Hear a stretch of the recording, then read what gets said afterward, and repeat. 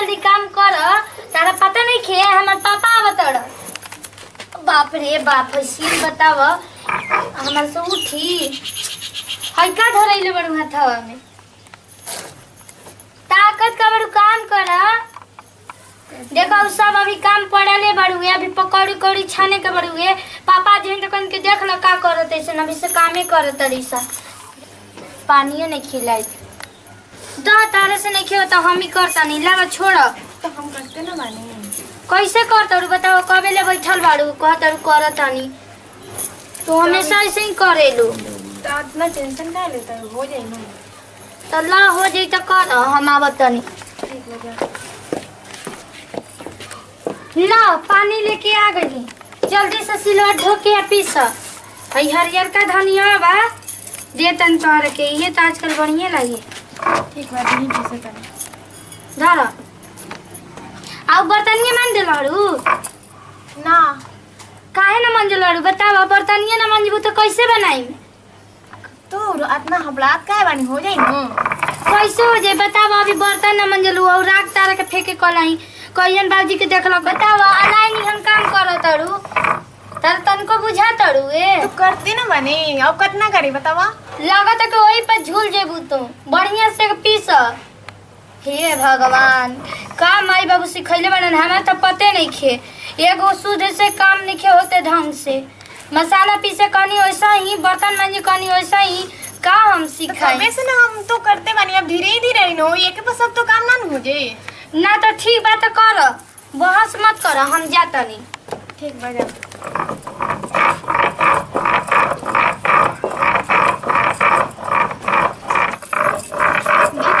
से काम करते बनी ना सुबह से उठ के वो खाली हमरा के बोलते रहा ताड़ी वो अपने तो कुछ काम करे के नहीं थे उनकर भक्ति आता तो उनकर नहीं करे के खाली हमरे के बोलेली बुझियो ए बुझिया अंजू आज तो पापा आ गलन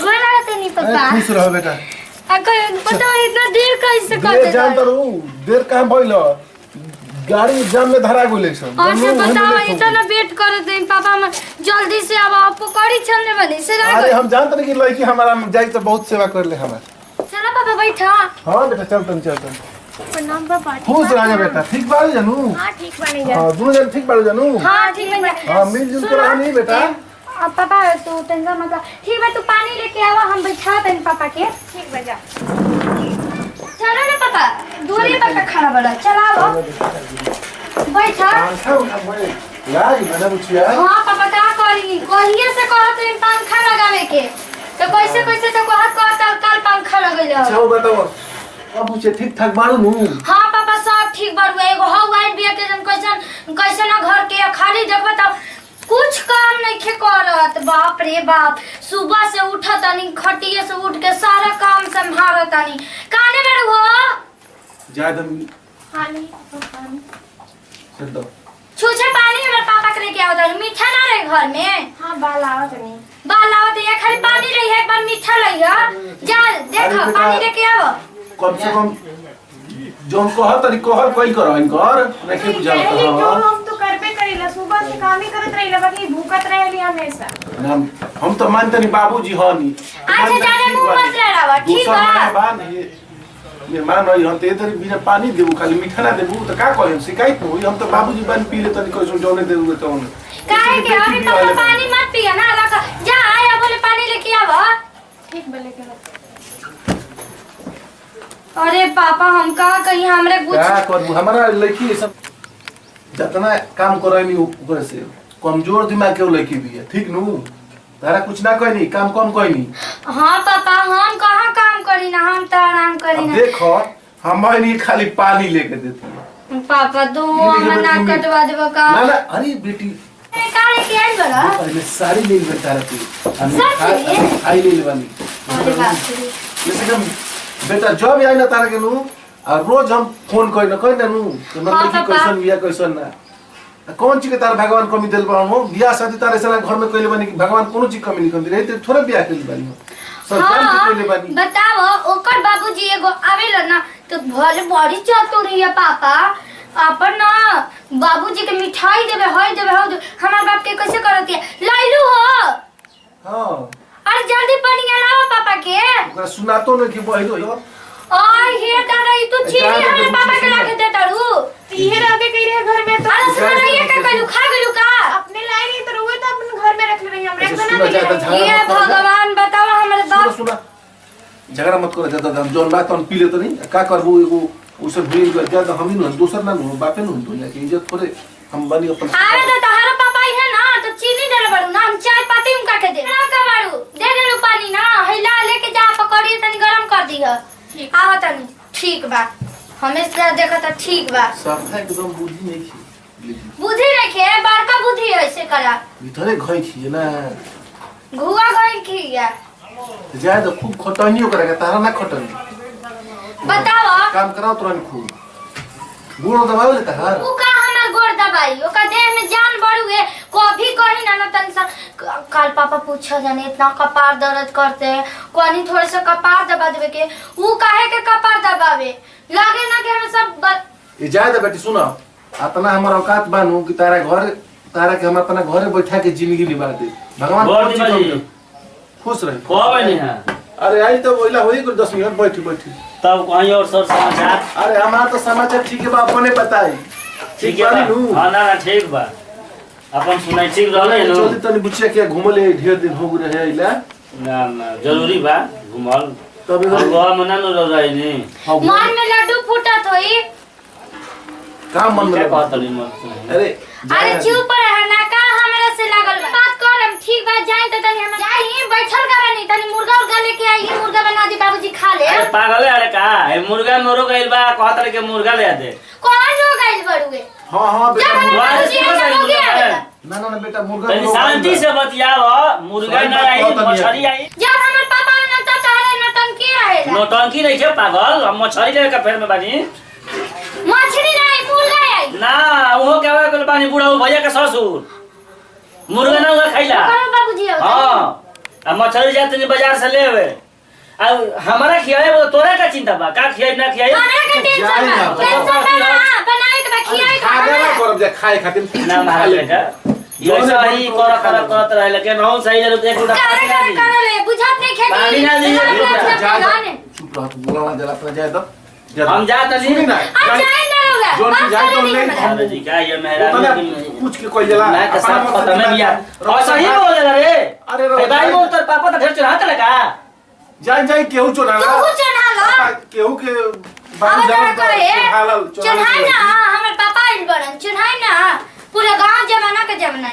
ये बेटा जाए तो छोड़ हमर पापा देखो देखो इनके इतना बोले रसन ई एगो बोलेला ने ऊ बोलेला हमार तो मोए तबीयत बोझा खराब हो तोहरे गइल। बाबा हम देखो तनी कि मोए बोझा तोहरे पे घर के जिम्मेवारी बा अभी पापा तुम्हें जाके चढ़ा आगे के नहीं बालू देखो जा तनी पापा हम जा आओ जा तनी जा हम ठीक जे बा। बन तनी आराम ठीक बा। कर तनी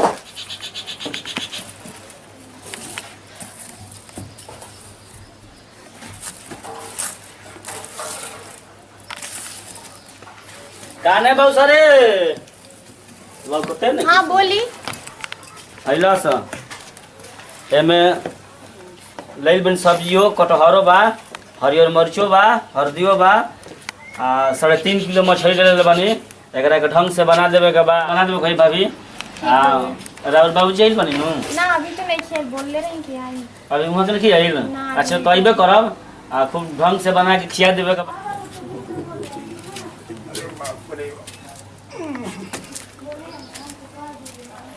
बुचियो बुचियो हाँ बाबूजी आप ही नहीं कर हुआ हाँ खुश रहा बाची खुश रहा खुश रहा अभी आ गई नहीं हाँ चल गोड़ दे खुश रहा चलिए यहीं बैठी चलिए आई केने बाईस रे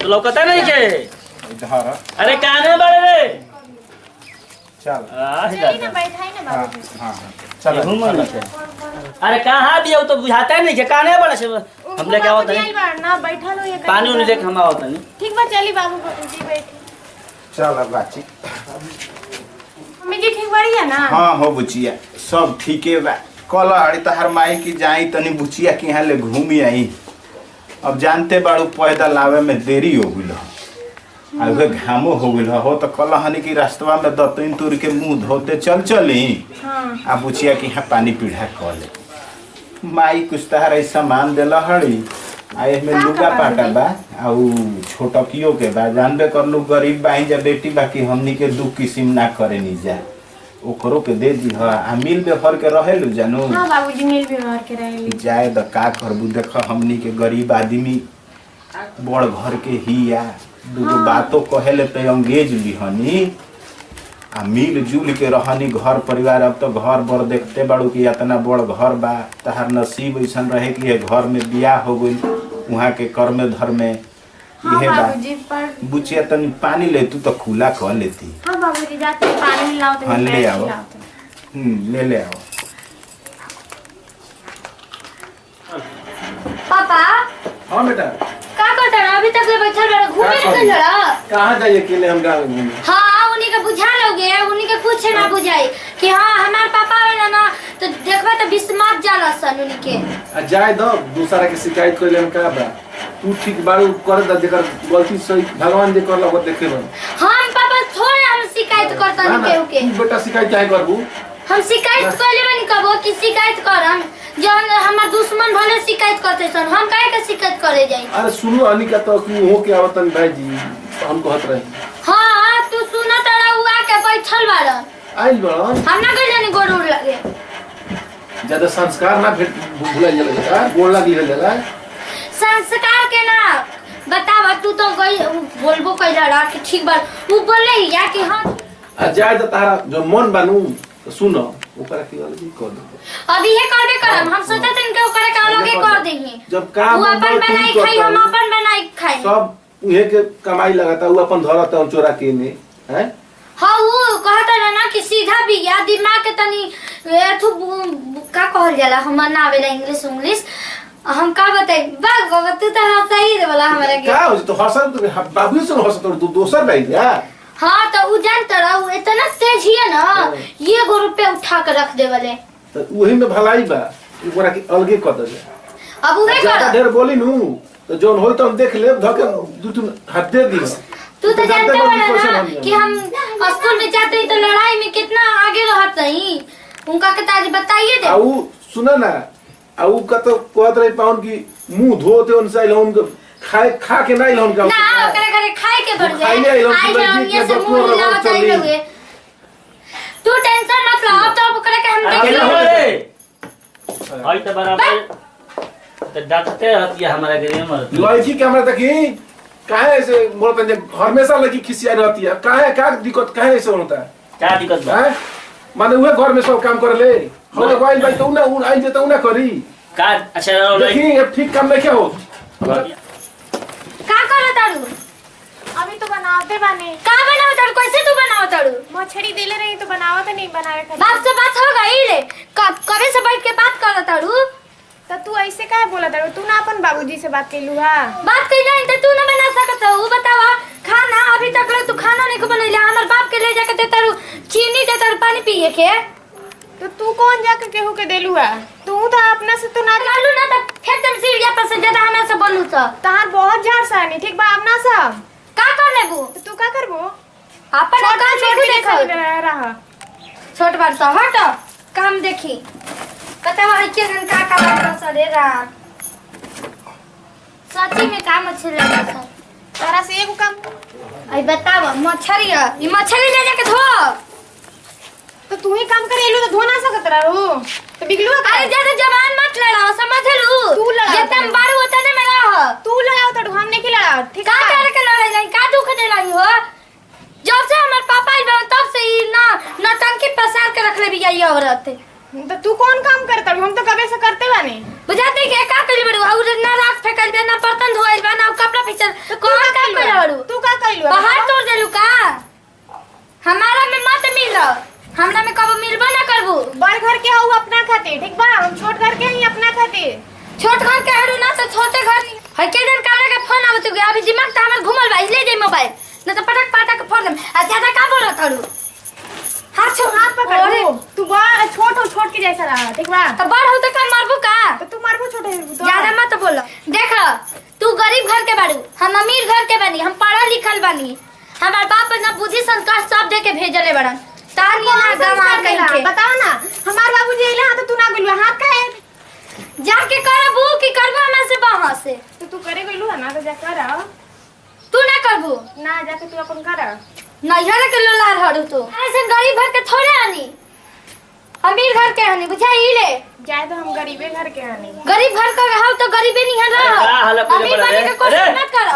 समझ लू जब रखे तब बोलते अरे रहे। बतिया हमरो खाती देखो हमारे बबली में मत रह तू। अरे! बार-बार समझावत नहीं हमारे पर मत जा। अरे का हाल भइल बा? खाती यहां से रोज चस्का के रख ले बनी। तो हरदम हमरो के कदम सही झटपट नहीं कर रखल रहते रे मत। ना कपार पे चढ़ के नाचे त ना। त माने ई ना रही है घरा में। घरा में मुंह लड़ाओ तारी गरीब घर के मारी गरीब नहीं रहस। अरे ते अपने क्या कनी परिवार हिया एमे गरीब अमीर चल देबे। कब हमर पक्ष ले ले बनी का? त माने का कहत उतार के? का कहत उतार के? तारा पहले के डर लेके शहर में रही अइया के छोड़ दी है जे। ना लागत कि हाँ, देखिया। बियाह करके लाइफ में यो करे के लेके रखी। फिर तुम मुंह लड़ात ले बुझाता नु। हाय जानते नहीं। अरे! का दे दे मेरे थक। एकर पक्ष में रही ना रौरा कुछ लागल है का? अरे त के करा पक्ष में रही? लाज शर्म नहीं खे? पहुंच करा शरम पड़वे। लाज शर्म नहीं माने खे? इना रही घरा में खाई पी। हम जानते नहीं का है पक्ष। मार तो तबरा का ढेर मुंह लड़ाई बता बुझाता कि ना? मारी चल भाग गए ढेर तोरे बाबू अमीर अमीर के यहाँ कते बड़े तो। खुशी मिल गई संतोष मिल गई तहरा लड़वाई के। काहो ची लड़ाई के? खुश बने ना चैन से बने ना। अरे हमारा पाओ ना हमारा ले। चल इधर भाग। ये तुरंत नहाना होने की जरूरत नहीं है। जो है इधर अपने गांव में। ढेर भाई बड़े आप अमीर क्या करते? जाई ना ये जी के हमारे देख रहा है कि जब घुटे तरुए। भाग हट जाई जा, सब जा। गाँव रे सब। ढेर बाबू चढ़ाइल बाड़ी अमीर क्या करते? ये भाभी ना रही है जुगावा। क्या हम बोली सुनाई?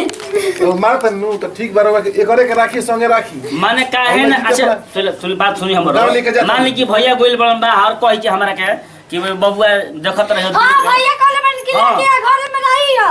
देखत बाबी नहीं है। रहे माने देखत नहीं कि रोज सामने कतना बोलत है बोलत के नहीं कि ना रहो तो कतना बोली। लड़की हमर सही बात तो कहती। ठीक है बोली आ जाए सही कहती अब एकरा है। पार्टी लेके बोल। हां ले आ जाए ये हमार नहीं है। हमार बियाह में भइल बा पापा इनका जरूरत भौजाई के नहीं। जा चलिए अरे महाराज जा लिया जाए।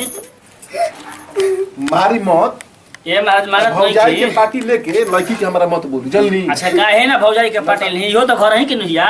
जब हम खराब हो जी हमार मूड खराब हो जी हाँ। केहू के ना नहीं तो रोलिया के चल जी खराब होले मत करी। हम तो छोड़ो नहीं करे जीवन पार लगा दे अपना किया। हां ठीक बा रहो जीवन पार लगा दी लिया जाई लेकिन हम छोड़ नहीं सकते जब तक बाबूजी पूछी कब तक जब तक भैया अरे बेटा बड़ जेठ बारू तो बड़ जेठ सब कदर करत तो काहे के थार के बोली तो की हमर तो छोट ना है इनकर नु करे के चाहिए। हम बड़ होके करी लाई छोट बड़ ना पर तू करे। अब बुद्धिया नहीं के तार से बेसी ना बुद्धि बा इनको नु तारा के ना सिखाई। लेकिन बुद्धि बुद्धि बा। बात का अब बड़ के सामने एतिया चल। हम मैं बात को हो तुम सुन ले बन जाओ का सुन ले बनी बतियावत रही का से कि अलगाते हो जो शहर में ले जो बगसर डेल लेके लेके कोई के पाहुन के रख तो यही तरीका तनी उतार हाँ। देले बन तो है जो हम तो हे देले बोला भाई बन मैंने क्या करो उनको गोड़ चाटिए कि उनको लुगा फेची हम लुगा हाँ, लुगा क्या करी? का तरह के लुगा बताओ क्या जोन कहे तौन करी हम हाँ। कहत कि हमरे गोड़ दबाओ तेल लगाओ ये करी हम ने ना की रहुआ के एकरा के जान मान नहीं करत पर भौजाई के जान मान जाता। हाँ तो ठीक बजाय भौजाई के जान मन करब कब तक जब तक हमारे भैया बाहर से नहीं खाना हो तब तक हाँ घूमो के भौजाई हाँ। के बड़ उड़े तो नहीं देखत हम लोग के आऊआ के आइल बनी भाई जी अभी हमरा से भेटो ना कोई नहीं। चाहे उसे बन कॉल भेट रहो तो समझावे के चाहिए अपने लड़की के तो लड़की के अपने के पर चढ़ोले बने रहो बाबूजी भी हमर ना गोलिया गोड़ो तो लागे ना गोलिया हम तो रोवा भी गोई नहीं है ना। हां ठीक बा तू तो आई लड़ू अब उहा के आवे चाहिए हमारा फिर कम से मिले नु भेंट करे। तो जाई तो भेंट कॉली बाबूजी ले जाई हरदम चल नहीं। खाली डांटत रहतन हमारे के लड़की के एको दिन नहीं समझावत रहोरा ना हमारे के रहतन बराबर हमारे सब फोन पर हम बस समझात रहे कि पूछे झगड़ा झगड़ा ना करनी हाँ रहनी मीर के तैयार रहने का सिखावत नहीं कि पुछिया लगा लेकर रह जो तो का करी? कोई दे पाहुन के बक्सर ढेर लेकर रह के घर में ज्यादा अत्याचार होला आई अकेले रह ना सिखावे के चाहिए निमन बुद्धि तो अपन लड़की के हमारे पक्ष ले ले बनी जादी हां जाई दी इतना मत बोली। तो लिया जाई ना बोल ले ला जाई अरे का भइल बा जी प्रणाम।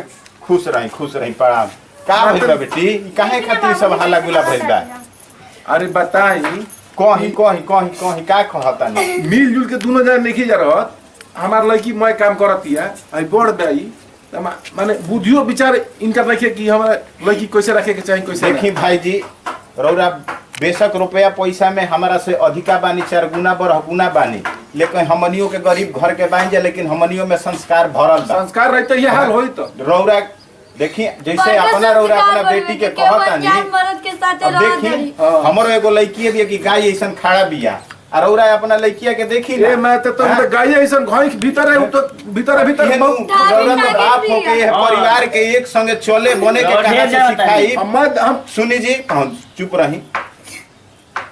रौरा एगो बड़ बुजुर्ग हो के राउर का फर्ज होखेला कि परिवार के एक मुहे चले या बढ़े के सिखाई। ये तो बात हम सिखावत है। रौरा ई सब कहता नहीं कि अलगा होखे के तो डेरा लेके रहे के का हम रौरा आइल बनी, रौरा पीठिए हम आई के घर में बैठ के कुल कहानी सुनत दूर दिन में छोटे छोटी करवाई नु हम तो। लेकिन हम का करी, ई हमर बेटी के परिवार ह, ए परिवार में हमनी जी से बाप के में दखल दिहल ठीक नहीं खे। ठीक बा, हम गरीब बानी, लेकिन हमरो बात पे विचार करी। हम विचार कहत बानी तो सही बात कहत है। देख ली बाबूजी, रउए देख ली कि सामने इनका कितना ही बोलत ताड़ी, हमारे जरूरत नहीं के इनका घर में रखा रखे। रउरा अपन लड़की लिया जाए। अरे लिया के चल दी ना जाए हम ऐसन बात ना लेकिन नहीं लिया गुले के बाद क्या हाल होई। अरे जोन रउरा मन तोन करो, हमरा ओकर से ताप नहीं के। सुनी ऐसन बात ना देखी, हम परिवार के हम बिखरे ना दे, इहो के राखी। आई तो बोले बड़ी रौरा का लाल छन बोला नहीं है। लिया जाए आजो तोर बाप का तनी चला के रखेला, हम देख ले। जो रखिए गोद दवाइते हां हो जाइए जो बात रही ना। एने कहां जाता नहीं है, घर में रही जे मारा क्या करो हम जाए छोड़ दी बाबूजी, जाए दे पुलिस साहब जामनी के छोड़ जाए दे। अत नरम आदमी हन जा। लिया जा रख लियो तुम ही। हम ना मैं अनूप कुमार एमकेबी चैनल के तरफ से आप सभी तमाम दर्शक को मैं नमस्कार प्रणाम करता हूं, और मैं आपको एक ऐप के बारे में बताने जा रहा हूं। इस ऐप के माध्यम से आप सब घर बैठे गेम खेल करके बहुत सारा पैसा कमा सकते हैं। तो इस ऐप के बारे में थोड़ा सा मैं विस्तार से आप लोगों को बता दे रहा हूं कि किस तरह से इस ऐप को लोड करना है और किस तरह से आपको इसमें पैसा लगाना है। इस ऐप का जैसा कि नाम बताया मैं कि विंजो गोल्ड, ये विंजो गोल्ड ऐसा गेम है कि आप कहीं भी बैठे यार दोस्त फ्रेंड मित्र कहीं भी किसी के भी साथ आप गेम खेल सकते हैं और इसमें आप पैसा लगा सकते हैं। ये विंजो सुपर गोल्ड ऐसा गेम है कि आप इसमें अपना फंड भी लगा सकते हैं और जिसको यूपीआई वॉलेट के तहत आप निकाल भी सकते हैं। और इसके अलावा एक और खुशखबरी कि इस यूपीआई गोल्ड जो विंजो गोल्ड है, इसमें आप बम्पर लॉटरी के द्वारा आप अपना इनाम भी जीत सकते हैं और बहुत सारा पैसा निकाल भी सकते हैं। तो यही बात मैं आप सभी तमाम दर्शकों से कहना चाहूँगा कि आप इस गेम को लोड कीजिए, इस ऐप को लोड कीजिए और घर बैठे बहुत सारा रुपया पैसा कमाइए और दूसरों को भी इसके प्रति अग्रसर कीजिए, बताइए उनको। अब इसी के साथ मैं आप सभी तमाम दर्शकों से विदा लेता हूं और नमस्कार प्रणाम, लास्ट में धन्यवाद।